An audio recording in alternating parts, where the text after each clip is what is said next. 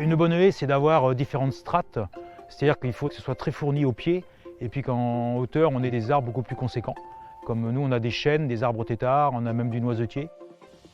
Christophe is proud of his 13 kilometres of hedgerow, and as part of an EU-supported programme, he is paid to maintain them. On avait jusqu'à maintenant des contraintes, mais aucune aide. Là, je trouve que ce qu'il y a de bien, c'est qu'on va nous donner 1 400 € par an pour nous aider à maintenir ces haies et à les entretenir.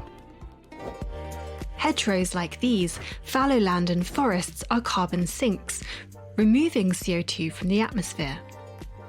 They will be vital for the EU to reach net zero emissions by 2050.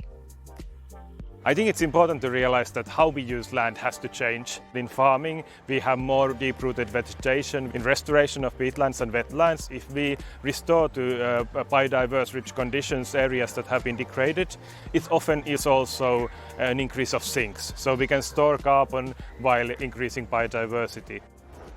Parliament is updating the rules to change how we use our land, to protect existing hedgerows and forests, encourage rewilding, and crop rotation to include fallow periods. As part of the Green Deal's Fit for 55 plan, MEPs want the EU to move towards a climate-neutral land sector.